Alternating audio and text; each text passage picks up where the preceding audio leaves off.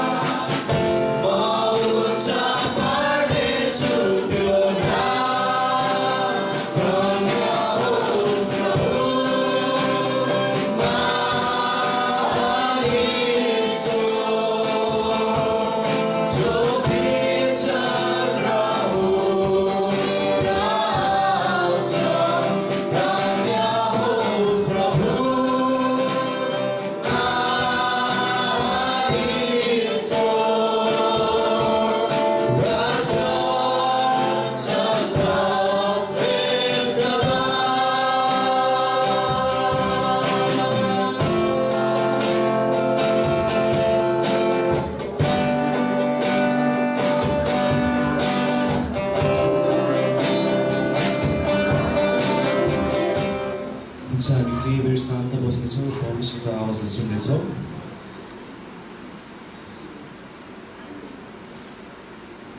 स्वर्गमा विराजमान हुनुहुने परमेश्वर हामी तपाईँलाई धन्यवाद दिन्छौँ। जसरी हामीले तपाईँको स्तुति प्रशंसा आराधना चढाएको छौँ परमेश्वर। स्वर्गमा गएर सुगन्धित धूप चाहिँ फैलेको छ भने हामी विश्वास गर्दछौँ परमेश्वर। अब हामी बाँकी माग्न चाहन्छौँ सबै बाँकीमा तपाईँका हातमा राख्दै मान्छे प्यारे येशू ख्रीष्टको नाममा आमेन। म 2 हप्ता अगाडि मण्डली पनि आउन सकिनँ। म चाहिँ बिरामी भएको थिएँ अनि बिरामी चाहिँ मलाई चाहिँ फुड पोइजन भएको रहेछ अनि पेट दुख्यो। राति बेलुका राम्रै सुतेको, बेलुका 9 बजेतिर सुतेको, 11 बजेदेखि मलाई पेट दुख्यो अनि पेट बेसरी नै दुख्यो अनि मैले पेन किलर फ्लेक्सन एउटा खाएँ अनि फ्लेक्सन पेन किलर हो पेट दुखेको छ निको होला भनेर मैले फ्लेक्सन खाएँ। तर मलाई त्यो औषधिले रियाक्सन गरेछ। त्यो औषधिले रियाक्सन यसरी गर्यो कि मलाई चाहिँ त्यो औषधि चाहिँ मेरो शरीरले थाम्नै सकेन। मलाई उल्टी भयो अनि मलाई यति धेरै उल्टी भयो कि म चाहिँ बिहोस जस्तै भएछु। अनि मेरो घरको दिदीले मलाई चाहिँ हतार हस्पिटल लानुभएछ। फुलचोकमा बस्छु मलाई चाहिँ अनि त्यहाँनिर दिदीले हस्पिटल लानुभएछ। म हस्पिटलको बेडमा अनि मैले चाहिँ पछिबाट थाहा पाएँ कि म हस्पिटलमा छु। अनि मैले त्यो समय चाहिँ प्रभुलाई यति प्रार्थना गरेँ कि किनभने त्यहाँ कोही पनि मेरो आफ्नो भन्ने थिएन। मेरो जहाँ चिनेको दिदीले लानुभएको थियो अनि त्यहाँ मलाई फिलिङ भयो कि मेरो परमेश्वर मात्रै हामीसँग हुनुहुँदो रहेछ। अनि प्रभुसँग मैले प्रार्थना गरेँ, प्रभु म हस्पिटलको बेडमा आइपुगेछु, मलाई चङ्गाई दिएर भोलि बिहान घर लानुहोस्। किनभने म कसैलाई पनि दुःख दिन चाहन्न। म यो हस्पिटलमा मलाई कुर्न आऊ यो गर उ गर भने म चाहन्न। तर मलाई भोलि बिहान चाहिँ म घर जसरी पनि जानुपर्छ भनेर मैले 2 बजे राति अनि म घुँडा टेकेर प्रार्थना गरेँ थिएँ। अनि साँच्ची नै मेरो राति नै सबै कुराहरू टेस्ट भएछ। ब्लड मात्रै 10 थरीको टेस्ट भएछ मेरो। अनि प्रभुलाई धन्यवाद होस्। पैसा पनि थिएन, पैसा पनि मलाई अर्को एकजना बहिनीले हस्पिटलमै पुऱ्याइदिनु भयो। अनि सबै थरी ब्लडहरू अनि मेरो अल्ट्रासाउन्डहरू भएछ अनि सबै त्यहाँ चाहिँ राति नै सबै गर्नु भएछ। अनि बिहान रिपोर्टमा चाहिँ डक्टरहरूले पनि तपाईँको रिपोर्टको पर्खाइमा छौँ हामी भनेर भन्नुभयो। अनि मैले प्रभुसँग प्रार्थना गरेँ, प्रभु मेरो सबै रिपोर्टहरू चाहिँ असल नै आउनेछ। अनि म परमेश्वरलाई यति धन्यवाद दिन्छु कि मेरो सुगर प्रेसर हरेक कुराहरू चेक भएछ। हरेक कुरामा नै प्रभुले पोजिटिभ कुनै कुरामा छैन, सबै नर्मल आएछ। म परमेश्वरलाई यति धन्यवाद दिन्छु। अनि मलाई डक्टरले त्यो रिपोर्ट हेर्ने बित्तिकै तपाईँ यति स्वस्थ मान्छे किन हस्पिटल भर्ना हुनुभएको भनेर उहाँले चाहिँ मलाई गवाइदियो। अनि मैले उहाँलाई भने म कहाँ स्वस्थ थिएँ त डाक्टर, तपाईँले मलाई यहाँनिर के भन्छ त्यो क्यानोला लाएर सुई दिनुभयो, औषधि दिनुभयो। म हिजो बेलुका स्वस्थ थिइनँ तर आज म स्वस्थ भएको छु। त्यो चाहिँ मेरो परमेश्वरको कारणले हो भनेर मैले त्यहाँनिर गवाई पनि दिन पाएँ। ए तपाईँ क्रिस्चियन हो त्यही भएर राति पनि घुँडा टेकेर प्रार्थना गरिरहनु भएको थियो है भनेर उहाँले भन्नुभयो। म क्रिस्चियन नै हो। म परमेश्वरलाई धन्यवाद दिन्छु। अनि साँच्ची नै यत्रो थरी टेस्ट गर्दा केही न केहीमा त खराबी देखिन्छ होला भनेको, तपाईँलाई केही पनि भएको छैन, फुड पोइजन भएको रहेछ, तपाईँ आरामसँग जानुहोस् भनेर उहाँले चाहिँ मलाई 9 बजे डिस्चार्ज दिनुभयो। म परमेश्वरलाई एकदमै धन्यवाद दिन्छु। म घर आउँदा सबैजना चकित, हिजो बेलुका बिहोस भएर लगेको मान्छे आज ठमठम हिँडेर म घर आएँ। म परमेश्वरलाई धेरै धन्यवाद दिन्छु। हामीमा परीक्षा आउँछ तर हामी परीक्षा आयो भने थाक्नु हुँदैन। हामीले परमेश्वरलाई मलाई किन यस्तो भन्नु हुँदैन, प्रभु म परीक्षा आउँछ त हामीलाई विजय हुनको लागि। हामी स्कुलमा परीक्षा किन दिन्छौँ? पास हुनको लागि। हामी त्यसरी नै परमेश्वरमा पनि हामी परीक्षा आउँछ तर उहाँले हामीलाई निश्चय नै पास गराउनुहुन्छ। आमेन। सबलाई जोडिसी तपाईहरु पनि आफूसँग गर्न सक्नुहोस्।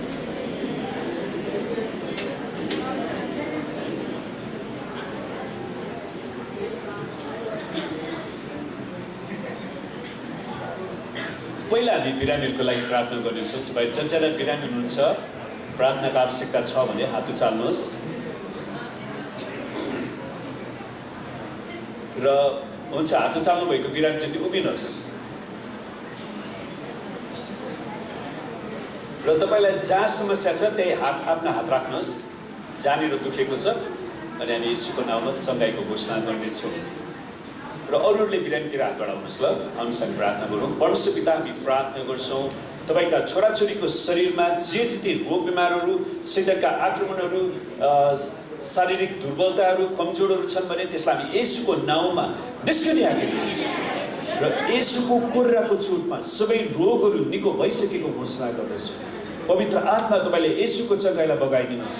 प्रभु प्रत्येकलाई छुनुहोस्, पूर्ण चङ्गाइ र छुटकारा ल्याउनुहोस्। येशूको नाममा। र दोस्रो विषय हामी प्रार्थना गर्नेछौँ। बाइबलमा भनेको छ काम नगर्नेले के गरोस्? परमेश्वरले अल्छे मान्छेको परिकल्पना गर्नु भएन, परमेश्वरले जुका मान्छेको परिकल्पना गर्नु भएन। जुका भनेको प्यारासाइट्स, जसले अर्काको रगतलाई चुसेर खान चाहन्छ। त्यसैले हामीलाई परमेश्वरले मेहनती परिश्रमी व्यक्ति बनाउनु भएको छ। आमेन। अनि तपाईँ जतिजना काम गरिरहनु भएको छ, तपाईँको अर्थतन्त्रमा परमेश्वरको आशिष चाहिन्छ, तपाईँको कारोबारमा परमेश्वरको आशिष चाहिन्छ भने हात उचाल्नुहोस् र म तपाईँको लागि प्रार्थना गर्नेछु। र तपाईँको तलबमा वृद्धि चाहिन्छ भने पनि हात उचाल्नुहोस्, म तपाईँको लागि त्यसको लागि पनि म प्रार्थना गर्नेछु। आमेन।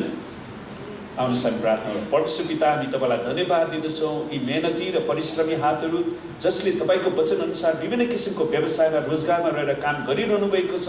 हामी प्रार्थना गर्छौँ प्रभु, तपाईँका छोराछोरीको व्यापारमा व्यवसायमा प्रशस्त आशीर्वाद दिनुहोस्, कारोबारको भुलुमरलाई बढाइदिनुहोस्, हरेकको अर्थतन्त्रलाई सबल बनाउनुहोस् प्रभु। हामी तपाईँसँग प्रार्थना गर्छौँ, हरेकको तलबहरूमा वृद्धि गराइदिनुहोस् पिता। हामी तपाईँसँग प्रार्थना गर्छौँ, जतिजनाको रुपियाँ पैसा फसेको छ त्यसलाई पनि हामी येशूको नाममा उठ्ने आज्ञा दिँदछौँ।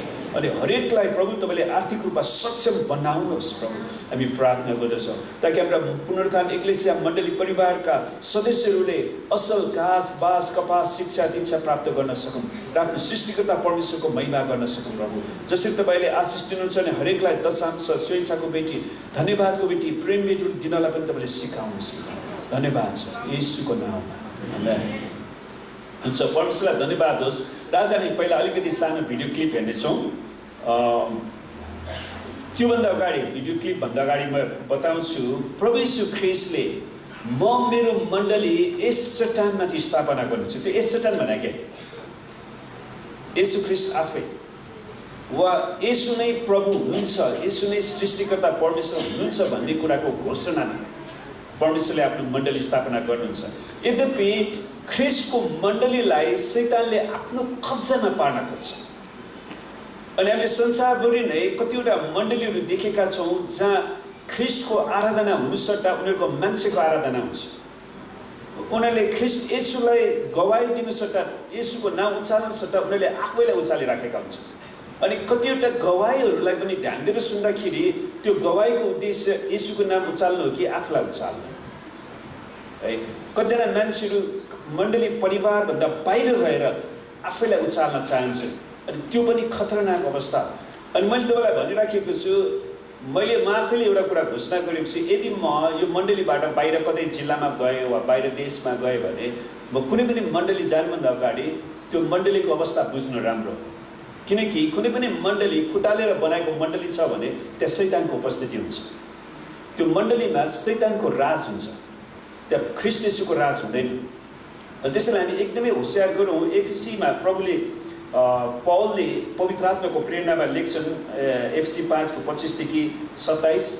आजको हाम्रो मुख्य प्रचार यो होइन, हामी अर्को विषय लिन्छौँ, तर यो क्लिपलाई बुझ्नुभन्दा अगाडि यो पढ्न आवश्यक छ। पति हो आफ्ना पत्नीहरूलाई प्रेम गर जसरी ख्रीष्टले पनि मण्डलीलाई प्रेम गर्नुभयो र त्यसको निम्ति आफूलाई अर्पण गर्नुभयो। पतिहरू तपाईँले आफ्नो पत्नीलाई प्रेम गर्नु भएको छ कि छैन? कसरी प्रेम गर्ने? जसरी ख्रीष्ट येशूले मण्डलीलाई प्रेम गर्नुभयो। ख्रीष्ट येशूले मण्डलीलाई कसरी प्रेम गर्नुभयो? आफ्नो प्राण दिएर आफ्नो जीवन दिनुभयो र मण्डलीलाई शैतानको दासत्वबाट छुटकारा दिएर उहाँले परमेश्वरको राज्यमा स्थापित गर्नुभयो। र यस हेतुले कि उहाँले त्यसलाई पानीले धोएर वचनद्वारा पवित्र पार्न सकुन्। यहाँनिर वचन भनेको परमेश्वरको वचन।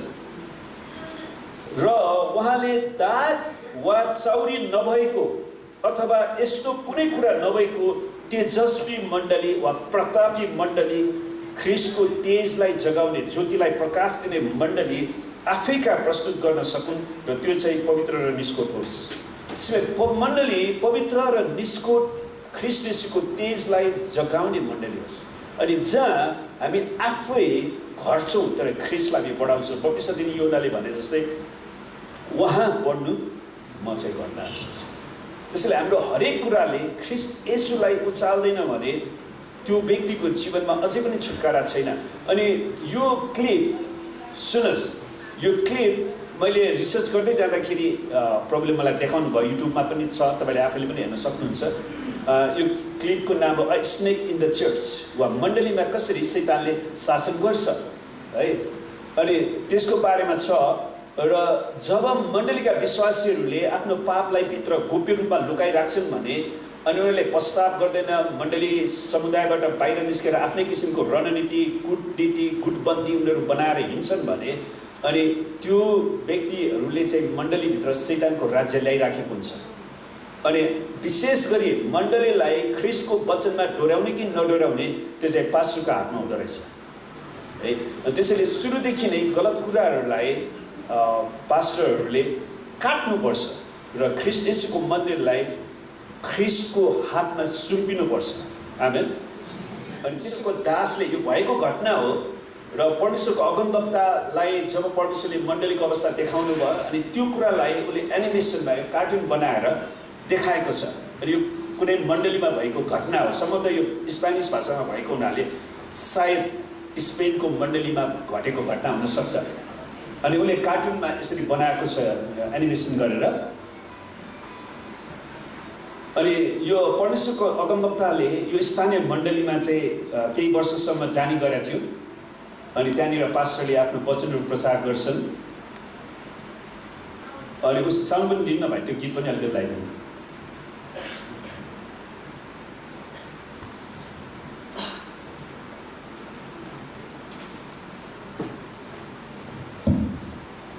अनि उसले त्यहाँनिर वचन प्रचार गरिरहेछ।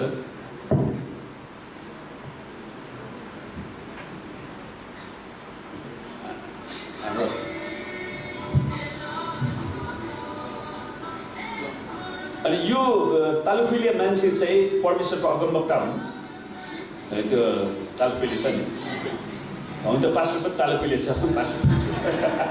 अनि यो सेतो लुगा लाउने चाहिँ परमेश्वरको आत्मा, पवित्र आत्माले यो हाम्रो परमेश्वरको अगमवक्तालाई भन्नुहुन्छ कि म यो मण्डलीसँग खुसी छैन, यो मण्डलीलाई म ग्रहण गर्दिनँ भनेर परमेश्वरको आत्माले उसलाई भन्नुहुन्छ। किनकि तिनीहरूले आफ्नो हृदयमा पापलाई लुकाएका छन्। अनि परमेश्वरको आत्माले र म तिम्रो आत्मिक आँखा खोलिदिनेछु र तिमीले आत्मिक आँखाद्वारा यो मण्डलीको अवस्थालाई देख्नेछौ भनेर पवित्र आत्माले यो परमेश्वरको अगमवक्तालाई भन्नुहुन्छ।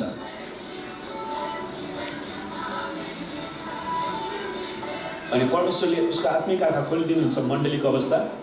अनि यहाँ पास्टरले प्रचार गर्दै गरे तापनि त्यहाँ शैतान चाहिँ ठुलो साँप त्यहाँ भित्र प्रवेश गर्छ त्यो मण्डलीमा। अनि उसले मण्डलीका ती सदस्यहरू जसले पापलाई लुकाइराखेका छन्, भित्र गुटबन्दी सबै छलकपटका आत्माहरू, व्यभिचारका आत्माहरू त्यो छ। अनि कसरी त्यसलाई आफ्नो खराब विचार चाहिँ हालिदिन्छ, इन्जेक्ट गर्छ भन्छ। त्यसरी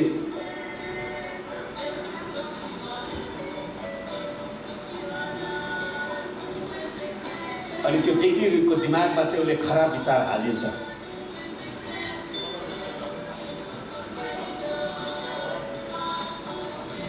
पास्टर प्रचार गरिरहनु भएको छ हेर्नुहोस्। अनि कतिजना मान्छेहरू उनीहरू पश्चाताप गरेको छैन, भित्रपट्टि उनीहरूले त्यो अपवित्र अशुद्ध आत्मा, दुष्ट आत्मालाई होइन, क्षमा नदिएको आत्मा, तितोपनाको ती कुराहरू उनीहरूको दिमागमा राखिरहेछन्। त्यसरी शैतानलाई उनीहरूले धोका खोल्दो रहेछ। अनि पास्टर चाहिँ विचार प्रचार गरिरहनु भएको छ। अनि हरेक गाउँकोमा त्यसले चाहिँ टोक्दै थुङ्दै जान्छ।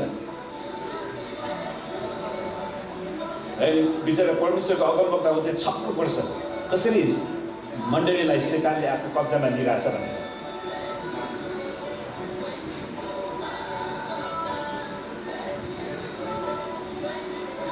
अनि त्यसले आफ्नो अपवित्र कुरा हालेर त्यो भाग्यो।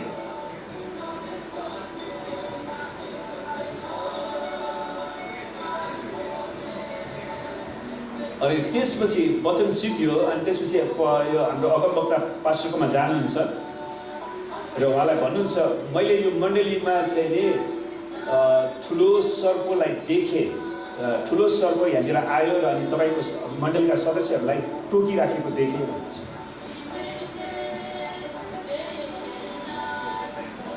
अनि तपाईँले मण्डलीलाई भन्नुहोस् कि उनीहरूको पापलाई पश्चाताप गर्नुहोस्, अहिले नै भनिहाल्नुहोस्। अनि यो पास्टरले भन्छ पुग्यो पुग्यो, अरूको इन्साफ नगर्नुहोस् भन्छ पास्टरले चाहिँ। हाम्रो चर्च जहिले पनि येशूको रगतद्वारा सुरक्षित छ।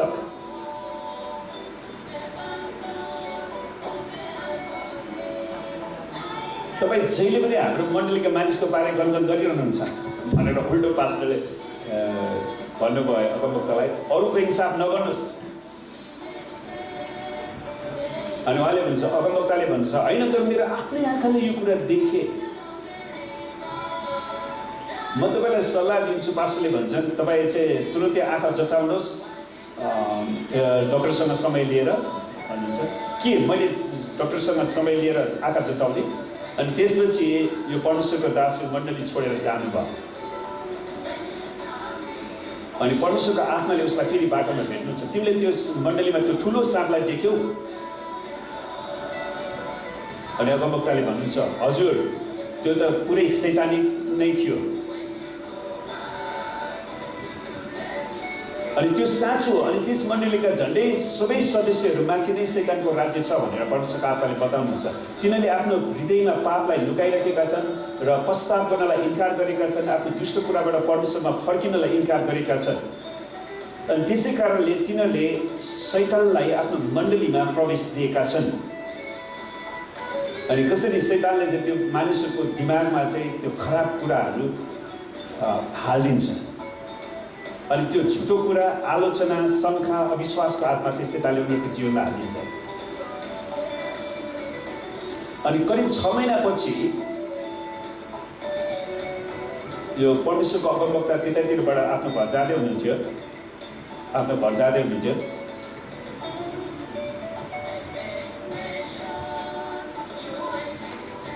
अनि परमेश्वरको आत्मा फेरि यो अगमवक्तासँग भेट्नुहुन्छ। मित्र, तिम्रो त्यो पुरानो चर्चबाट भएर जाऊ न भन्नुहुन्छ उहाँले। हस् भन्छन् अगमवक्ताले।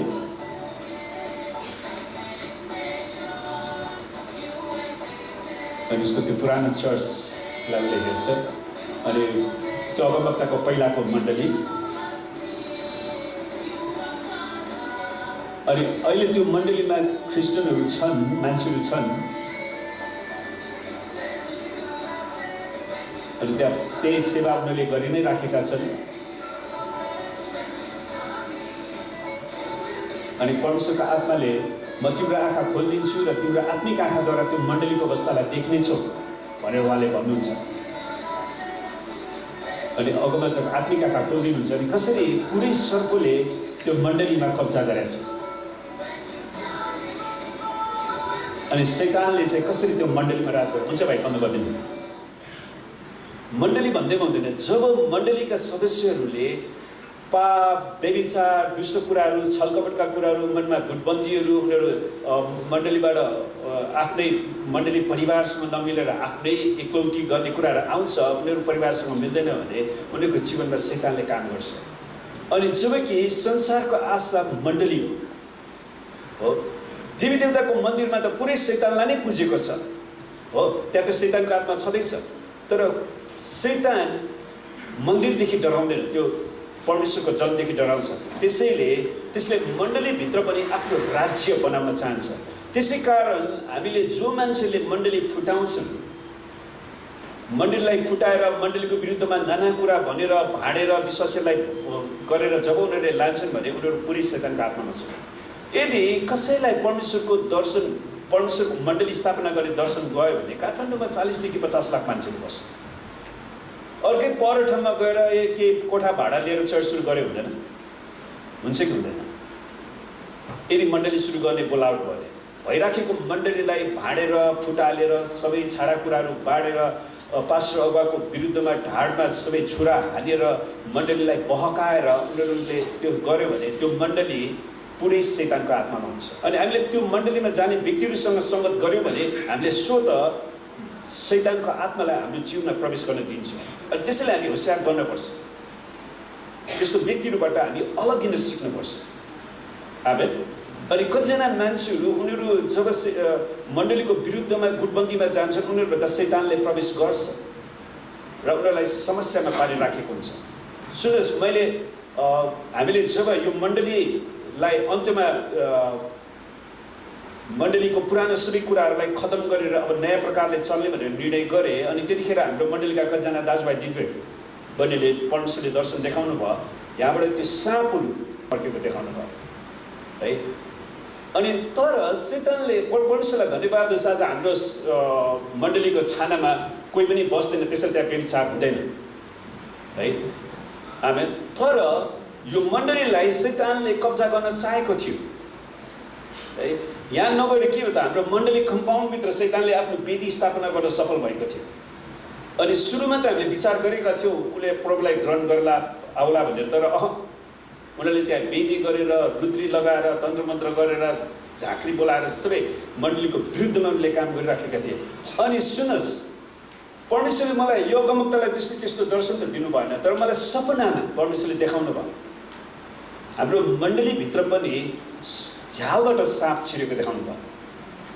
अनि त्यो सपनामा मैले मण्डलीमा कोही पनि थिएन, अनि म थिएँ, अनि साँप त्यहाँनिर राज गर्नलाई आइरहेको थियो। अनि मेरो पालो येशूको नाममा त्यसलाई कोपरेर येशूको नाममा डाँटेर गाली गरेर येशूको नाममा हप्काएर त्यसलाई पठाएँ। अनि त्यसपछि हामीले हाम्रो मण्डलीको कम्पाउन्डभित्र कुनै पनि तन्त्र मन्त्र गर्ने मान्छे राख्न आवश्यक छैन। आमेन।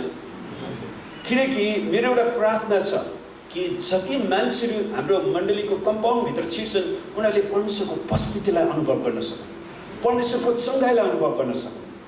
आमेन।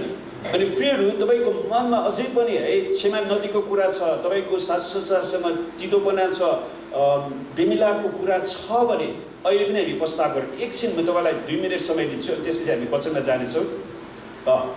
अनि आज हाम्रो पवित्र आत्माको भरपुरीको कुरा पनि छ। सुन्नुहोस्, हामीले हाम्रो हृदयलाई खाली बनाएनौँ भने परमेश्वरको आत्माले हामीलाई भर्नुहुन्न। तपाईँ खालि यताउता उसलाई भर्यो मलाई भरेन भनेर मात्रै तपाईँ बस्नुहुनेछ। परमेश्वरको नदी जब परमेश्वरले बगाउनुहुन्छ मण्डलीमा, उहाँले गरिरहनु भएको छ। आमेन। उहाँले बगाइरहनु भएको छ। अनि तर परमेश्वरको नदी हामीभित्र आउनलाई, परमेश्वरको आत्मा हामीभित्र आउनको लागि हामीले हाम्रो हृदय खुला बनाउन आवश्यक छ। अनि यो समय सबैले आँखा चिम्लिनुहोस् र तपाईँको मनमा कुनै पनि तितोपना छ, जोसुकैसम्म होस्, क्षमा नदिएको कुरा छ, वा तपाईँमा आफ्नै किसिमको घमण्ड छ भने पनि तपाईँले प्रस्ताव गर्नुहोस् र तपाईँले आफ्नो हृदयलाई तयारी बनाउनुहोस्। यो एकदमै महत्त्वपूर्ण कुरा। आमेन। सबैले आँखा चिम्लिनुहोस् अनि प्रभुसँग क्षमा माग्नुहोस्। तपाईँको श्रीमान स्मृतिको बिचमा समस्या भएको थियो आज बिहान भने त्यो पनि क्षमा माग्नुहोस्।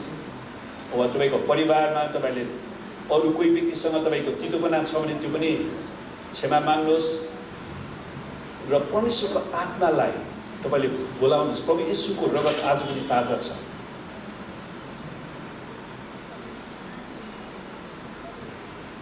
प्रभु येशू, हामी प्रार्थना गर्दछौँ साँच्चै नै तपाईँले आफ्नो मण्डलीलाई कसरी निहाल्नुहुन्छ अनि हामीले भिडियो क्लिपमा तपाईँले हामीलाई देखाउनु भएको छ। हामी प्रार्थना गर्दछौँ प्रभु, हाम्रो कारणले यो मण्डलीमा कुनै पनि अशुद्ध अपवित्रता घिनलाग्दा कुराहरू हुन नसकिनुहोस्। प्रभु, हामीले गरेका छौँ भने हामीलाई क्षमा गर्नुहोस्, तपाईँको रगतले धुनुहोस्। प्रभुजी, ती सबै गुटबन्दीहरूलाई हामी येशूको नाउँमा रद्द पार्दछौँ। प्रभु यीशु, तपाईँले भन्नुभयो म मेरो मण्डली यस चट्टानमाथि स्थापना गर्दछु। प्रभु, यस मण्डलीको चट्टान येशू तपाईँ आफै हुँदछ, तपाईँ आफै हुनुहोस्। तपाईँको नाउँ मात्र हामी उचाल्दछौँ किनकि निफन्ने नाङ्लो प्रभु यीशु तपाईँको हातमा छ। तपाईँले आफ्नो खलालाई सफा राख्नुहुँदछ। प्रभु, तपाईँले आफ्नो मण्डलीलाई तपाईँको रगतले धुनुहोस् र शुद्ध र पवित्र पार्नुहोस्। गाउँ जतिलाई आफ्नो धनसारमा बटुल्नुहोस्, तर घुस जतिलाई नदिने आगोमा डढाइदिनुहोस्। हामी तपाईँलाई धन्यवाद दिन्छौँ। धन्यवाद छ प्रभु। आज हामीलाई तपाईँको आत्माले भर्नुहोस् र तपाईँको आत्माले भरिनको लागि हाम्रो हृदयलाई तयारी बनाउनुहोस्। धन्यवाद छ येशूको नाममा। हुन्छ, परमेश्वरलाई धन्यवाद होस्। मलाई आशा छ यो भिडियो क्लिपले तपाईँको आत्मिक आँखा खोलेको छ र आउने दिनहरूमा तपाईँले कोही व्यक्तिहरूसँग गोप्य सम्बन्ध त्यस्तो गरिराख्नु भएको छ, मण्डली फुटाउनेहरूसँग भने त्यो तपाईँले सम्बन्ध काट्नुहोस्। फेसबुक त्यो अरू सम्बन्धहरू पनि नराख्नुहोस् गलत व्यक्तिहरूसँग। र हामी परमेश्वरको निम्ति अलगिनुपर्छ। परमेश्वर ख्रीष्टको दोस्रो आगमन एकदमै नजिकिँदैछ, प्रत्येक दिन नजिकिँदैछ। अनि येशू ख्रीष्टसँग जानको लागि हामी तयार छौँ कि छैनौँ? त्यो एकदमै महत्त्वपूर्ण कुरा हो। आमेन। र आज हामी हेर्नेछौँ आजको वचन छ रगतको करार। रगतको करारको बारेमा हामी हेर्नेछौँ। अनि मलाई आशा छ तपाईँले धेरैजनाले करार बाँध्नु भएको छ। कतिजनाले करार बाँध्नु भएको छ?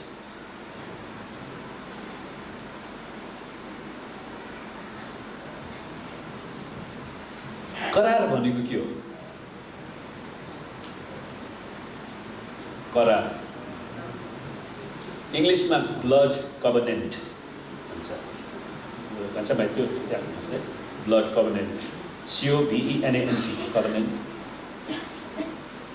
सुन्नुहोस्, हिब्रूमा चाहिँ बेरेथ भन्ने शब्द रहेछ, बेरेथ, जसको अर्थ चाहिँ टु बाइन्ड, बाँध्नु। त्यसैले करार भनेको के हो भने दुई व्यक्ति वा समूहलाई एउटै उद्देश्यको निम्ति बाँध्ने एक किसिमको प्रतिज्ञा वा सम्झौता, त्यो चाहिँ करार। अनि हामीले अरू विभिन्न करार हुन्छ। अनि विशेष गरी विवाहको करार हुन्छ।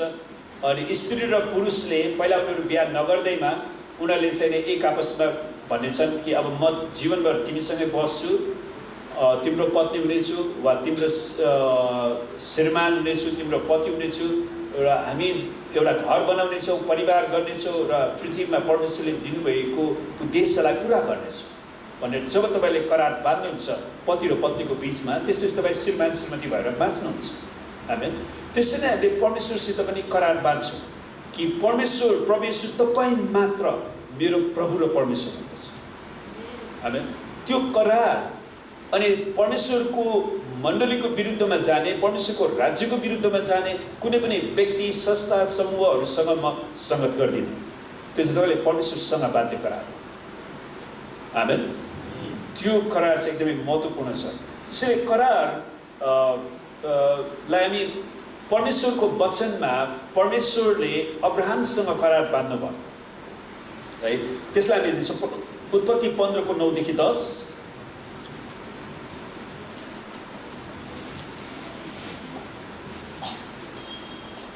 उत्पत्ति 15:9-10 म पढिदिन्छु। उहाँले तिनलाई भन्नुभयो, उहाँले भने परमेश्वरले अब्राहमलाई है, अनि परमेश्वरले खास अब्राहमलाई प्रतिज्ञा गर्नुहुन्छ।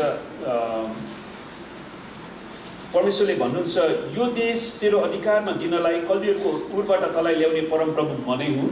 परमप्रभुले भन्नुहुन्छ 7 पदमा। तब अब्राहमले भने हे परमप्रभु परमेश्वर, मैले यसको अधिकार गर्न पाउँछु भनेर म कसरी थाहा पाउँ त? अनि त्यसपछि परमेश्वरले यो करार बाँध्नुहुन्छ। परमेश्वरले आफ्नो करार बाँध्नुहुन्छ। तब अब्राहमले भने हे परमप्रभु परमेश्वर, मैले यसको अधिकार गर्न पाउँछु भने कसरी थाहा पाऊँ? अनि उहाँले तिनलाई भन्नुभयो।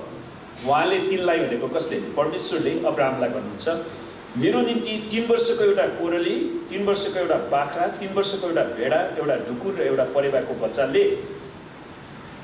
अनि परमेश्वरले अनि तिनले ती सबै उहाँका ल्याए र माझमा दुई फ्याक पारेर हरेक फ्याक आम्ने सामने राखिदिए। तर पन्छीहरू चाहिँ तिनले दुई फ्याक पारेनन्। अनि चिल र गिद्धहरू ती मरेका पशु पन्छीमध्ये झम्टेर अब्राहमले तिनीहरूलाई धपाए। त अब्राहमको समयमा करार बाँध्ने एउटा तरिका चाहिँ त्यो रहेछ। जब दुईटा जातिको बिचमा उनीहरूले हामी चाहिँ अब मित्रतामा बाँधौँ, बस्नेछौँ र अनि त्यो करार बाँध्दाखेरि चाहिँ तिम्रो शत्रु मेरो शत्रु, तिम्रो आफन्त मेरो आफन्त हो, तिम्रो मान्छे मेरो मान्छे, तिम्रो पाहुना मेरो पाहुना भनेर चाहिँ उनीहरूले त्यसरी करार बाँध्दाखेरि उनीहरूले जनावरलाई त्यसरी ल्याउँथे। र यहाँ चाहिँ परमेश्वरले उसलाई कोरली, भेडा, बाख्रा, ढुकुर, परेवा लिएर आउन लाउनुहुन्छ।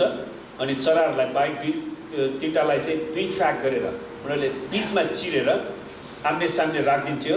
अनि त्यो दुवैजना मान्छेहरूले एकअर्काको पोसाकमा समातेर, पछाडिपट्टि समातेर, यसो पछाडि कपडामा समातेर है, उनीहरूले चाहिँ त्यो रगतबाट उनीहरू हिँडेर जान्थ्यो। र उनीहरूले त्यसको मतलब के थियो भने त्यो करारमा यदि हामी दुईजना मध्येले यो करारलाई जसले भत्काउँछ त्यसको अवस्था चाहिँ मरेको जनावर जस्तो हुन्छ वा त्यसलाई मारिनेछ। त्यसैले करारले एकातिर पूर्ण सुरक्षा दिन्थ्यो भने करारमा धोकेबाज गर्नेलाई मृत्युदण्ड पनि थियो। त्यसैले परमेश्वरले अब्राहमसँग त्यो करार बाँध्नुहुन्छ। अनि प्राचीन एन्सियन्ट नियर इस्ट भन्छ यो प्राचीन यो इजरायली क्षेत्रहरूमा उनीहरूको चाहिँ के चलन थियो भने जग्गा जमिनहरूको बारेमा राज्यले वा अरू व्यक्तिले कसैलाई जग्गा जमिन दियो भने पनि उनीहरूले यो विधिद्वारा चाहिँ त्यो प्रतिज्ञालाई छाप ल्याउँथे है। अहिले चाहिँ अब हाम्रो सरकारले छाप हानेको छ, सरकारी छाप, नेपाल सरकारको छाप, यो जग्गा तपाईँको भनेर तपाईँले त्यसलाई उपभोग गर्न सक्नुहुन्छ। तपाईँले राज्यलाई अलिकति ट्याक्स कर तिर्नु पर्यो अनि अरू सबै त्यो सबै तपाईँले आफ्नो फाइदाको उपयोग गर्न सक्नुहुन्छ। अनि यो रगतको करारद्वारा परमेश्वरले अब्राहमलाई त्यो सबै प्रतिज्ञाहरू पुरा गर्नुहुन्छ है। अनि यो प्रतिज्ञामा चाहिँ विशेष गरी उत्पत्ति 12को 2 देखि 3 पदमा भनेको छ यो प्रतिज्ञाद्वारा परमेश्वरले अब्राहमलाई के दिनुहुन्छ भने म तँबाट एउटा ठुलो जाति खडा गर्नेछु, उसको सन्तति खडा हुन्छ, अब्राहमको सन्तान खडा हुनेछन्। अनि त्यसपछि म तँलाई आशिष दिनेछु अनि परमेश्वरले उसलाई आशिषको मूल बनाउनुहुन्छ। अनि परमेश्वरले भन्छ म तेरो नाउँ प्रसिद्ध गराउनेछु र त आशिषको मूल हुनेछस्, तँलाई आशिष दिनेलाई म आशिष दिनेछु, तँलाई श्राप दिनेलाई श्राप दिनेछु। त्यसैले आज हामीले निरन्तर इजरायलको लागि प्रार्थना गर्नुपर्नेको कारण चाहिँ त्यो, जसले इजरायलको पक्षमा प्रार्थना गर्छ परमेश्वरले त्यसको जीवनमा आशिष ल्याउनुहुन्छ, जसले इजरायलको विरुद्धमा जान्छ त्यसमाथि परमेश्वरको दण्ड आउँछ। मैले विगतमा हाम्रो देशले के गर्छ भनेर भन्नु त विश्वेश्वर प्रसाद कोइराला प्रधानमन्त्री हुँदाखेरि चाहिँ उनले इजरायललाई मान्यता दिए, इजरायलमा गएर भेटघाट पनि गरे। अनि दक्षिण एसियामा इजरायललाई राष्ट्रको रूपमा मान्ने 1948मा पहिलो राष्ट्र नेपाल हो दक्षिण एसिया। विश्वेश्वर प्रसाद कोइराला त्यतिखेर नेपालको प्रधानमन्त्री थिए। अनि उनले चाहिँ इतिहास पढेको कारणले अनि इजरायललाई गएर मान्यता दिए। अनि नेपालमा पनि त्यतिखेर इजरायलको राजदूतावास पनि खोलियो। अनि म सानो हुँदाखेरि इजरायलको राजदूतसँग हाम्रो स्कुलमा भेटघाट हुन्थ्यो। उहाँले आएर हामीलाई चाहिँ त्यो चक्लेटहरू बाँड्ने विभिन्न कुराहरू गर्थ्यो इजरायलको राजदूतले म सानो हुँदाखेरि। अनि तर अहिलेको प्रधानमन्त्रीहरूले चाहिँ इजरायलको विरुद्धमा नकारात्मक शब्द बोलिरहेछ, त्यसले नेपालमा आशिष ल्याउँदैन। यसै त हाम्रो पिता पुर्खाहरूले परमेश्वरको आराधना गर्न सक्दा शैतानलाई पूजा गरे, देवी देवतालाई देशमा स्थापना गरे। पृथ्वीनारायण शाहकै पालामा पनि उसले काठमाडौँ राज्य छुट्टै राज्य हुँदाखेरि यहाँ मण्डली सुरु भइसकेको थियो। जब पृथ्वीनारायणले यो देशलाई एकीकरण गरे, काठमाडौँ राज्यलाई आफ्नो कब्जामा पारे, यहाँको क्रिस्चियनहरूलाई देश निकाला गरे। अब जब देशबाट परमेश्वरको शान्ति, परमेश्वरको राज्यलाई निकाला गरिसकेपछि यो देशमा के बाँकी हुन्छ? हाम्रो देशको इतिहासमा 200 वर्षको स्वतन्त्रता भए तापनि यो देशमा गरिबी, अशिक्षा, सबै किसिमको भूतप्रेतका श्रापहरू अनि मान्छेहरू अझै पनि तन्त्र मन्त्रमा दासत्वमा उनीहरू छन्। अझै पनि गरिबीको रेखा पनि बस्नु परेको छ। किन? किनकि सर्वोच्च परमेश्वरलाई उनीहरूले इन्कार गरे। तर यो देशको आशा र भविष्य भनेको हाम्रो परमेश्वर हुन्छ नि मण्डली हो। तर मण्डलीभित्र शैतानले विभिन्न व्यक्तिहरूद्वारा त्यो मण्डलीलाई फुटाउने, मण्डलीको विरुद्धमा बोल्ने, मण्डलीका विश्वासीलाई बहकाउने, मण्डलीमा गुटबन्दी ल्याउने, व्यभिचारको हातमा लिएर आउने त्यस्ता दुष्ट कामहरू गरेको कारणले कतिवटा मण्डलीलाई त शैतानले आफ्नो कब्जामा पार्न सफल भएको छ। त्यसैले हामी जहिले पनि होसियार गर्नुपर्छ। सुन्नुहोस्, कोही कोही मान्छेहरूमा मसँग यो छ, मसँग यो छ, मसँग यो छ भनेर घमण्ड हुन्छ। तर याद गर्नुहोस्, म तपाईँलाई एउटा शब्द भन्छु। तपाईँलाई ब्लेड थाहा छ नि, पत्ती। अब छोरा मान्छेलाई थाहा हुन्छ, छोरी मान्छेलाई पनि थाहा हुनुपर्ने अझ त। छोरा मान्छेहरू जहिले पनि दारी काट्नुपर्छ है, हो? हुन त छोरी मान्छे पनि काखीको रौँ खोलिन्छ ब्लेडले, हो? गजनले यहाँ काट्छ। सुन्नुहोस्, म तपाईँलाई एउटा कुरा भन्छु, ब्लेड जतिसुकै धारिलो भए तापनि, ब्लेड जतिसुकै लाग्ने भए तापनि त्यसले दाउरा काट्दैन। काट्छ? ब्लेड दाउरा काट्नलाई बनाएको होइन। त्यसरी नै सुन्नुहोस्, बन्चरो जतिसुकै धारिलो लाग्ने भए तापनि त्यसले दारी खौरिँदैन। तपाईँ कतिजनाले बन्चरोले दारी खौरिनु भएको छ? बन्चरोले कपाल काट्नु। सुन्नुहोस्, भन्न खोजेको मलाई के हो, बन्चरोको आफ्नै विशेषता छ, ब्लेडको आफ्नै विशेषता छ है। अनि कतिजना मान्छेहरूले यो कुरालाई बुझ्न नसकेर कोही मान्छे मलाई पास्टरले प्रचार गर्नै दिएन। तपाईँसँग ब्लेडको धार छ तर वचन प्रचार गर्ने क्षमता नहुन सक्छ। आमेन। ब्लेडको काम दाढी काट्ने मात्रै हो क्या, त्यसले त्यही दाढी काट्यो भने त्यो एकदमै राम्रो हुन्छ। बन्चरोको कामले बन्चरोले दाढी काट्न लगायो भने के होला तपाईँ आफै विचार गर्नु।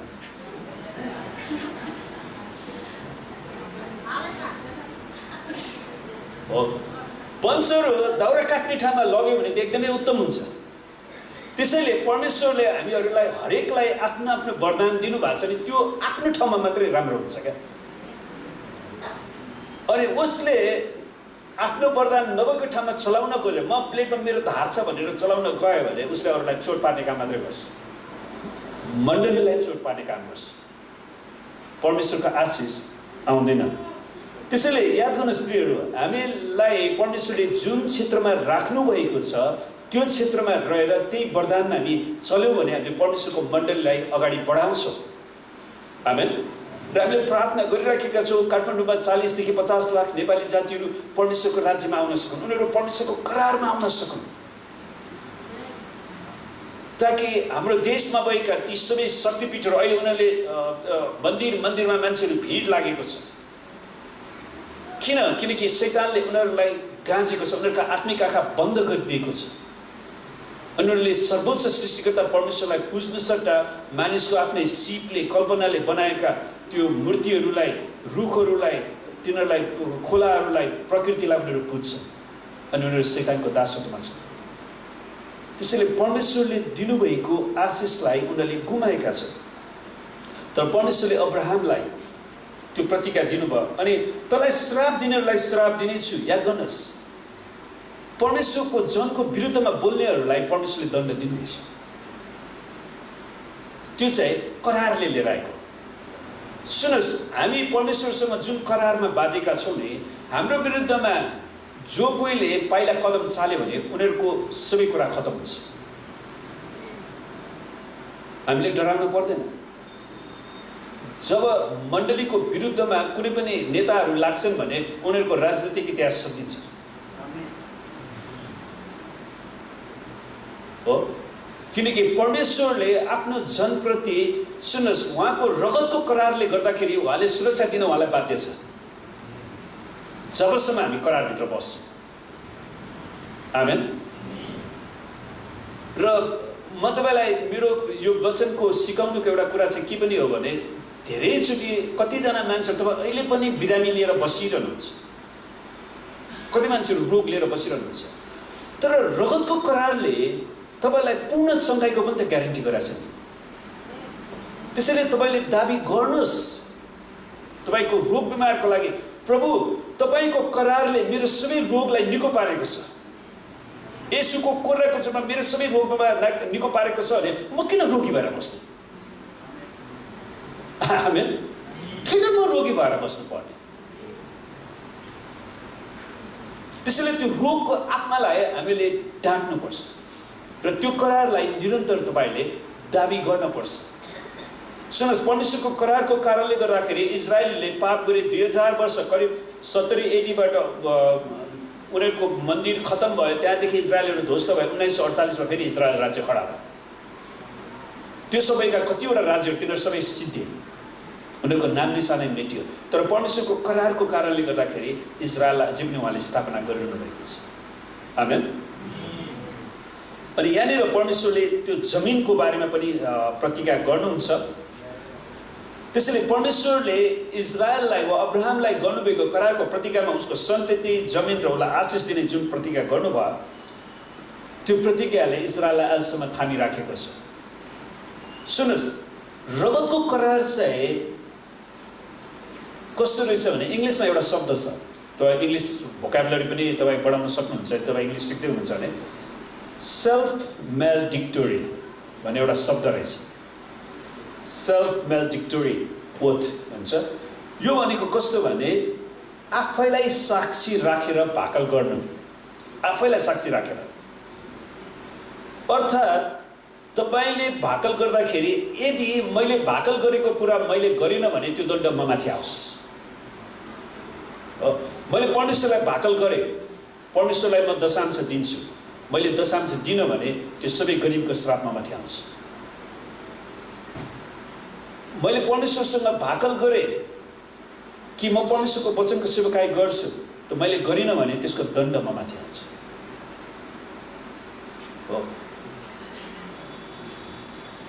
त्यसै कारणले यहाँनिर दुईटा पार्टीले एकले अर्कालाई भाकल गर्छन् कि तपाईको मानिस मेरो मानिस, तपाईको शत्रु मेरो शत्रु। त्यसको मतलब के त, मैले भाकल गरेको, मैले करारमा बाँधेको व्यक्तिलाई कुनै शत्रुले आक्रमण गर्यो भने त्यो करारको व्यक्तिले त्यो शत्रुसँग लड्न जानुपर्छ। आमेन। अनि परमेश्वरले अब्राहमसँग त्यो करार बाँध्नु भएको कारणले जब अब्राहमका शत्रुहरू अब्राहमलाई आक्रमण गर्न आए, परमेश्वर अब्राहमको पक्षमा भएर लड्नु भयो। तपाईले इजरायलको इतिहासलाई हेर्नुभयो भने त्यहाँ धेरै स्वर्गदूतहरूले पलिस्तीहरूसँग लडाइँ गरेको छ, अरू जातिहरूसँग लडाइँ गरेको छ। किन? करारको कारणले गर्दाखेरि। किनकि तिम्रो शत्रु मेरो शत्रु। त्यसैले जब परमेश्वरको करारमा प्रवेश गर्छन्, परमेश्वरले त्यो सुरक्षा दिनुहुँदछ।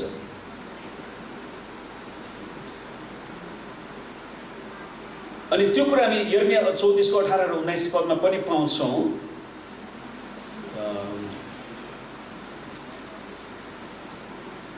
यसैया पछि यर्मिया आउँछ। यर्मिया 34 को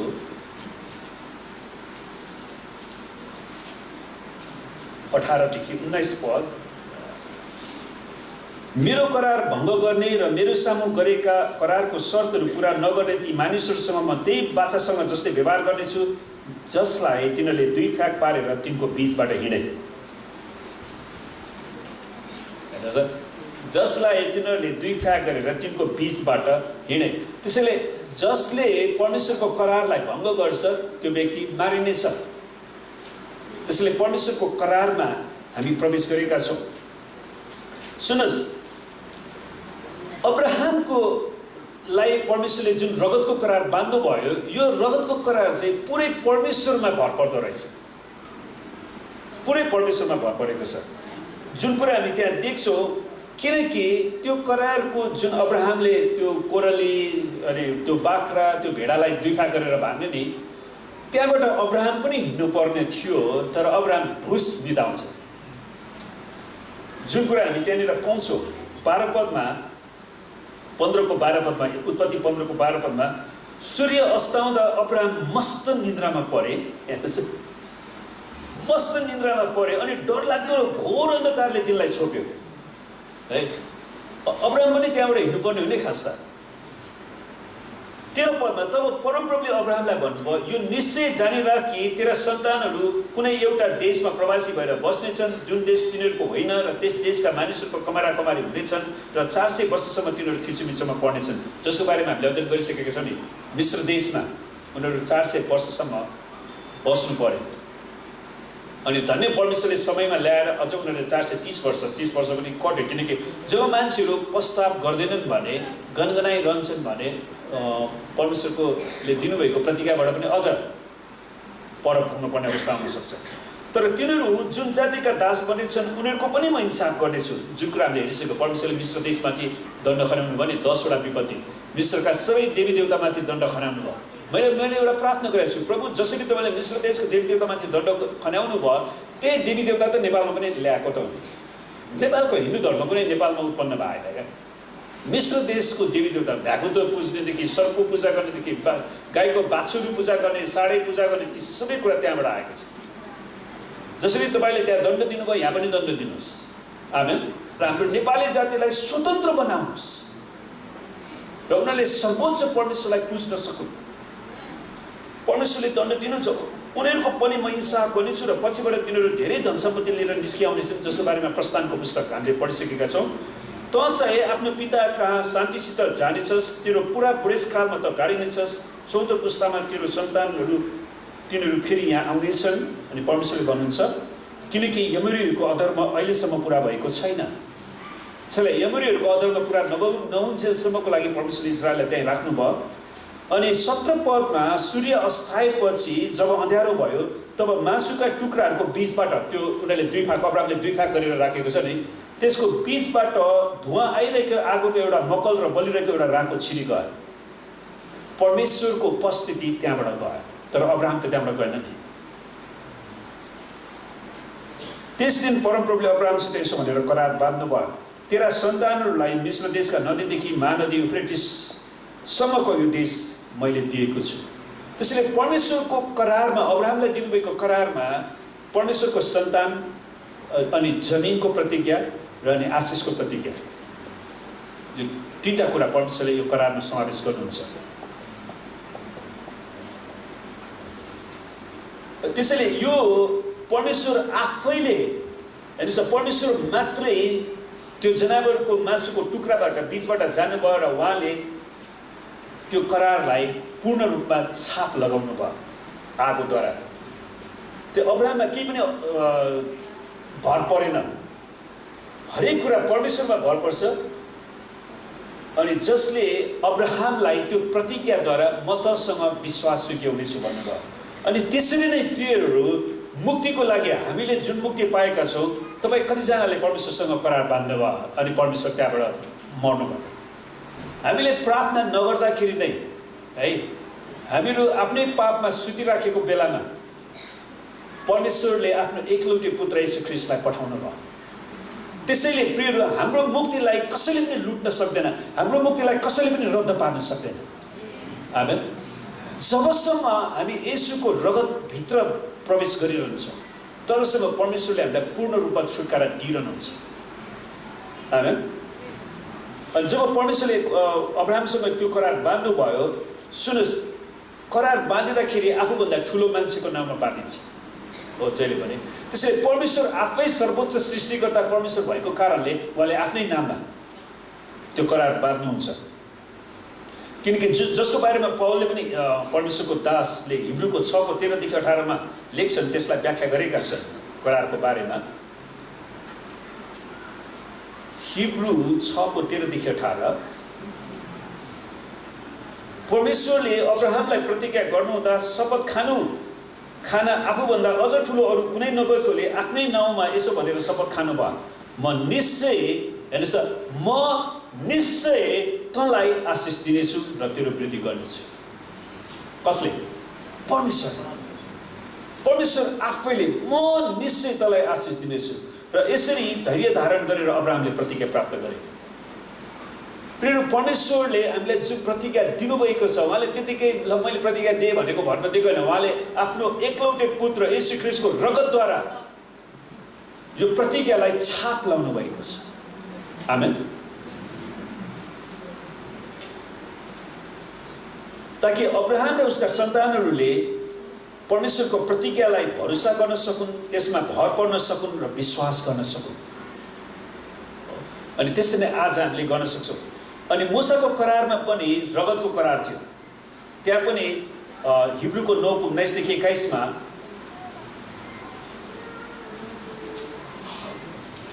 हिब्रूको 9:19देखि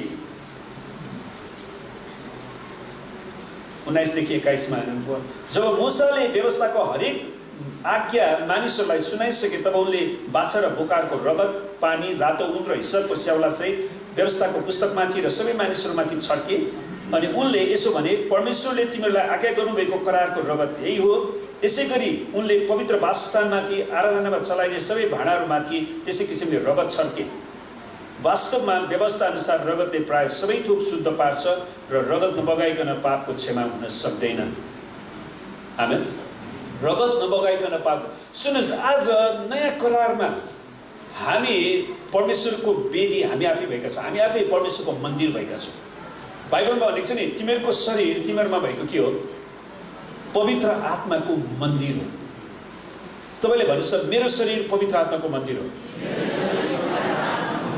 फेरि भन्नुहोस्, फेरि भन्नुहोस्। त्यसैले यो मन्दिरको पुजारी पनि म आफै हो। फेरि भन्नुहोस्,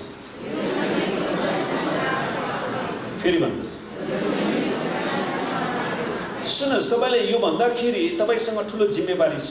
अब यो मन्दिरलाई शुद्ध र पवित्र पार्ने जिम्मेवारी कसो? तपाईँको। त सुन्नुहोस्, जसरी पुरानो करारमा रगत छर्किएर त्यो वेदीलाई शुद्ध पारिन्थ्यो, त्यसरी नै आज परमेश्वरले हामीलाई उहाँको रगत, ख्रीष्ट येशूको रगत दिनुभएको छ। त्यसैले हामीले हाम्रो सम्पूर्ण शरीरलाई ख्रीष्टको रगतले धोइ माग्नु पर्यो। प्रभु, मेरो विचारलाई तपाईँको रगतले धुनुहोस्, ताकि म ख्रीष्टको विचारले भरिन सकौँ। आमेन। मेरो शारीरिक चाहनाहरूलाई तपाईँको रगतले धुनुहोस्, ताकि मेरो शारीरिकका चाहनाहरूले पनि येशूको नामलाई उच्चार्न सकोस्। मेरो शरीरका अङ्ग प्रत्यङ्गलाई तपाईँको रगतले धुनुहोस्, मेरो मुटुलाई तपाईँको रगतले धुनुहोस्, ताकि मेरो मुटुमा कुनै पनि रोगहरू नपर्नु। आमेन। मेरो नसाहरूलाई परमेश्वरको रगतले धुनुहोस्, ताकि मेरो मुटुले राम्रोसँग रगत सञ्चालन गर्न सकोस्। सुन्नुहोस्, मुटुले रगत राम्रोसँग सञ्चालन गर्न नसकेको कारणले नै तपाईँलाई प्रेसर भन्ने रोग लाग्छ। अब तपाईँ प्रेसर रोग किन पाल्ने? तपाईँ कतिजनालाई सुगर प्रेसर छ? हात उचाल्नु त, हात उचाल्नुहोस्। अब तपाईँलाई म भन्छु, तपाईँ किन सुगर र प्रेसर पाल्ने? येशूको रगतको करारले भनौँ, येशूको रगतको करार अनुसार मेरो सुगर र प्रेसरको रोगलाई येशूको नाममा निस्किने आज्ञा दिन्छु। भन्नु त, येशूको रगतको करार अनुसार मेरो सुगर र प्रेसरको रोगलाई येशूको नाममा निस्किने आज्ञा दिन्छु। आमेन। किन रोग पाल्ने? किन तपाईँ मसँग सुगर छ, मसँग प्रेसर? तपाईँ दौडिनुहोस्। हालेलुया। किनकि येशूको रगतको करारले हामीलाई त्यो चङ्गाइदिन्छ क्या। अनि यो शरीरलाई स्वस्थ राख्ने जिम्मा त तपाईँको प्रत्येक आफ्नो जिम्मा हुने। यो शरीरलाई नुहाइधुवाइ गर्ने जिम्मेवारी तपाईँको, काखी गनाउँछ भने तपाईँ काखी सफा गर्ने जिम्मेवारी तपाईँको, तपाईँको टोयलेटलाई सफा गर्ने जिम्मेवारी तपाईँको। आमेन। प्रभुलाई धन्यवाद होस्। हाम्रो कमल दाईहरूले बल्ल राम्रो टोयलेट बनाइदिनु भयो अहिले चर्चमा, उहाँलाई धेरै धन्यवाद छ, हाम्रो जो सबै टिमलाई। ताकि हामी टोयलेट जाँदाखेरि पनि परमेश्वरको मन्दिरलाई त्यहाँबाट उल्टो रोग आउने गरेर त जानु भएन नि त, नाक थुन्ने गरेर टोयलेट जानुपर्ने अवस्था। आमेन।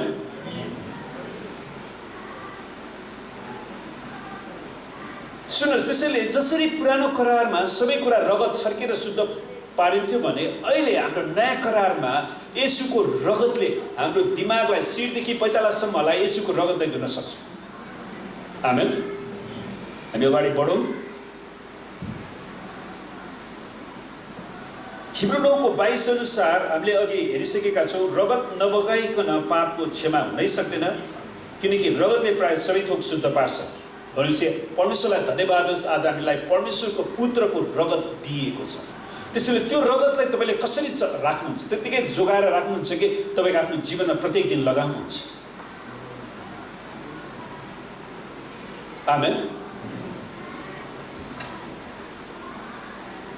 अनि जसरी मूसाको करारमा जनावरको रगतले उनीहरूलाई चाहिँ नै ढाक्ने काम गर्थ्यो, उनीहरूको पापको क्षमा गर्थ्यो मानिसहरूलाई, अनि मानिसको पापको सट्टामा जनावरको रगत दिएको थियो, त्यसरी नै अब्राहमको करारमा पनि परमेश्वरले आफ्नो जीवनको प्रतिज्ञा दिनुहुँदछ।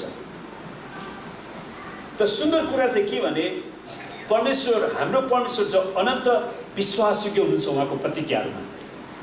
आमेन। उहाँको प्रतिज्ञाहरूमा सदाको लागि उहाँले स्थापित गर्नुभएको छ। त्यसैले उहाँको रगतको करार सदाको लागि स्थापना गरिएको छ। आवश्यक परेको खण्डमा हामी स्वर्गमा गए तापनि यदि हामीले गल्ती गऱ्यौँ भने येशूको रगतले हामीलाई, प्रभु तपाईँको रगतले धुनुहोस्, हामी धुइन सक्छौँ। पृथ्वीमा त हामी प्रत्येक दिन हामीले गर्नुपर्छ, किनकि हामी खराब मानिसहरूको माझमा बसेका छौँ है। दुष्ट मानिसहरूको माझमा बस्छौँ, उनीहरूको कुराहरू सुन्दा पनि कचोटि समाचार सबै छाडा कुराहरू मात्र हाम्रो कानले सुन्नुपर्छ। अनि हामीले हाम्रो जिब्रोलाई पनि रगतले धोइ पखाल्नुपर्छ। आमेन। ताकि हामी परमेश्वरको वचन बोल्न सकौँ। अनि पुरानो करारका सबै कुराहरू चाहिँ ती नमुना र छाया थिए उत्तम करारको निम्ति, जुन कुरा हिब्रू 9:23 भन्दछ, यदि स्वर्गीय कुराहरूको नमुनालाई वा ठ्याक्कै नमुनालाई शुद्ध पार्न यी विधिहरू चाहिए भने स्वर्गकै कुराहरूलाई शुद्ध पार्न अझ उत्तम बलिको आवश्यकता पर्यो। परमेश्वरले मूसालाई जुन वेदीको निर्माण गर्नलाई दिनुभएको थियो नि, त्यो स्वर्गमा भएको वेदीको नमुना वेदी थियो। त स्वर्गको आफ्नै वेदीलाई शुद्ध पार्नको लागि परमेश्वरको पुत्र येशू ख्रीष्टको रगत दियो। आमेन। अनि येशूको रगतले मात्र हामीलाई चाहिँ गर्छ। 24 पदमा भन्छ, ख्रीष्टको हातले बनाएका पवित्र स्थानभित्र प्रवेश गर्नु भएन, जो चाहिँ साँचो पवित्र स्थानको नकल मात्र हो, तर उहाँ स्वर्गभित्रै प्रवेश गर्नुभयो र उहाँ हाम्रो पक्षमा परमेश्वरको सामु उपस्थित हुनुभयो। आमेन। हाम्रो पक्षमा उहाँ हुनुभयो।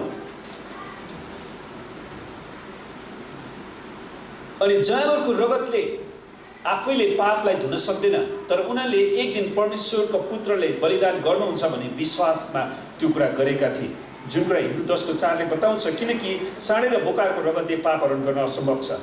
त्यसै कारणले ख्रीष्ट येशूको रगत चाहिएको छ। त्यसरी नै ख्रीष्ट पनि धेरैजनाको पाप बोक्नलाई एकैपल्ट बलि हुनुभयो र उहाँ दोस्रो पल्ट देखा पर्नुहुनेछ, पाप बोक्नको निम्ति होइन, तर उत्सुकतापूर्वक उहाँको प्रतीक्षा गर्नेहरूको उद्धारको निम्ति। त्यसरी उहाँ एकैचोटिमा येशू ख्रीष्ट बलिदान हुनलाई आउनुभयो अनि उहाँको रगतले हाम्रो पापलाई धुन सक्छ।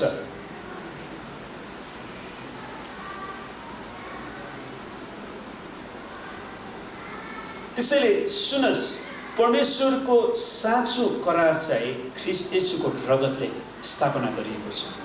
आमेन। र आज हामी यहाँसम्म हेर्छौँ र आउने हप्ता हामी यसलाई निरन्तरता दिनेछौँ र हामीसँग पवित्र आत्माको भरपुरी पनि भएको कारणले हामी केही समय हामी सबै उठौँ। हामी सबै उठौँ र म तपाईँलाई केही समय दिन चाहन्छु।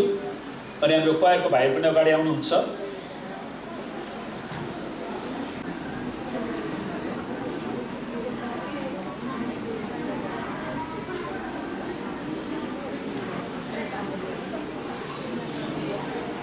पर्ने कुरा छ भने तपाईँले व्यक्तिगत रूपमा उहाँलाई भन्नुहोस्, प्रभु मेरो हृदयलाई तपाईँको रगतले धुनुहोस्, ताकि म परमेश्वरको आत्मालाई ग्रहण गर्न सकौँ, परमेश्वरको आत्माद्वारा भरिन सकौँ। सुन्नुहोस्, उहाँले भरिएको ठाउँमा अर्को कुरा भर्न सक्नुहुन्न। आमेन। हामीले रित्तो पार्न आवश्यक छ। अनि त्यसै कारणले तपाईँले आफ्नो पश्चाताप गर्नुपर्ने कुराहरू छन् भने प्रभुसँग पश्चाताप गर्नुहोस् यस समय। र भाइहरूले हामीलाई गीतमा सहायता गर्नुहुनेछ।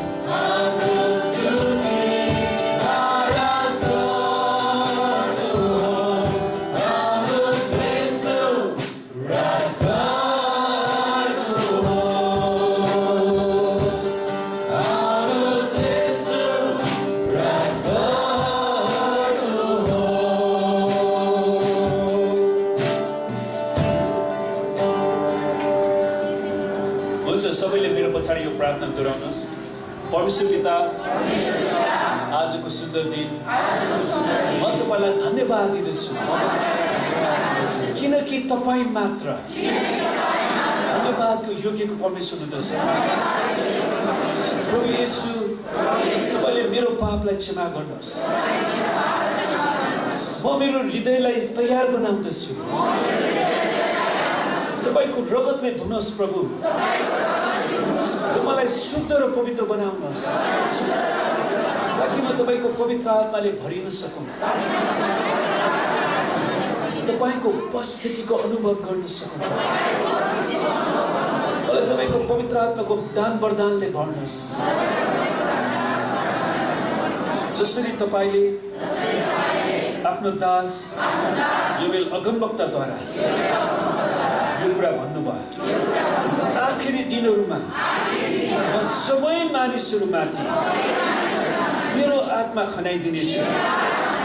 तिमीहरूका छोराहरू र तिमीहरूका छोरीहरूले अगमवाणी बोल्नेछन्, तिमीहरूका जवानहरूले दर्शन देख्नेछन्, तिमीहरूका बुढापाकाहरू स्वप्नदर्शी हुनेछन्।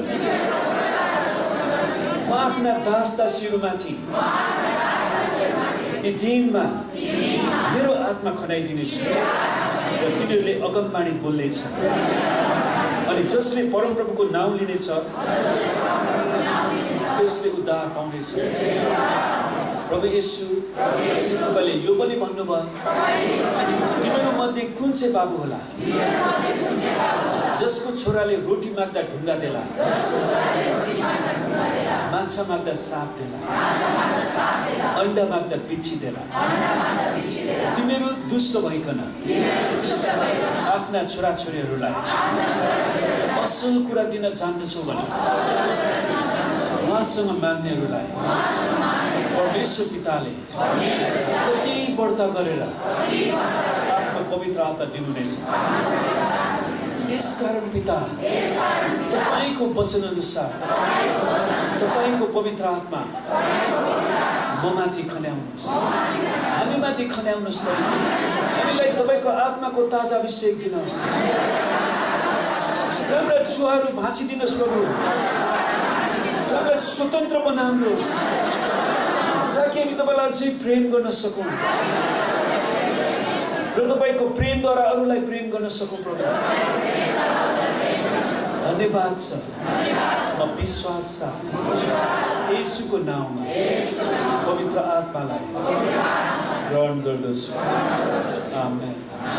हुन्छ, उहाँको आत्मालाई ग्रहण गर्नुहोस्। जसरी हामीलाई भाइले त्यो कोरस गाउनुहुनेछ।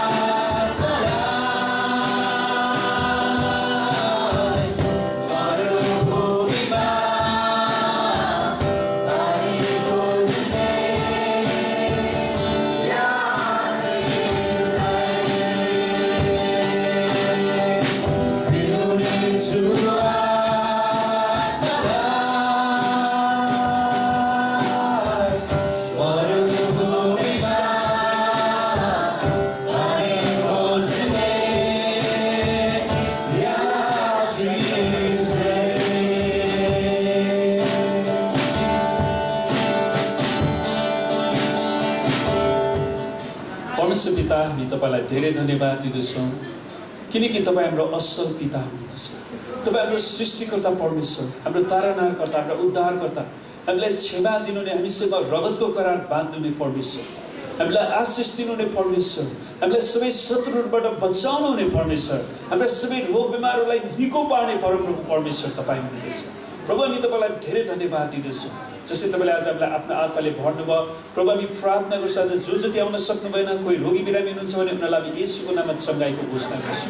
कोही घटी कमीमा छन् भने उनीहरूको आवश्यकतालाई पुर्याउने आज्ञा दिँदछौँ। प्रभु हामी प्रार्थना गर्दछौँ, हाम्रो देश बाहिर रहनुभएका हाम्रा विश्वासीहरूलाई पनि तपाईँको हातमा राख्दछौँ। प्रभु तपाईँको रगतले राख्दछौँ, तपाईँको सुरक्षा, तपाईँको आशिष, तपाईँको चङ्गाइको घोषणा गर्दछौँ। अनि प्रार्थना गर्छौँ प्रभु यो हप्ताभरिको हाम्रो सेवकाइमा, यात्रामा, पढाइमा, सम्पूर्ण काममा तपाईँले हामीलाई आशीर्वाद दिनुहोस् र परमेश्वर पिताको प्रेम, प्रभु यीशु ख्रीष्टको अनुग्रह र पवित्र आत्माको संगति र सहभागिता हामीहरू हरेकसित आजदेखि सदा सर्वदा रहिरहँ। येशूको नाममा। जय मसीह।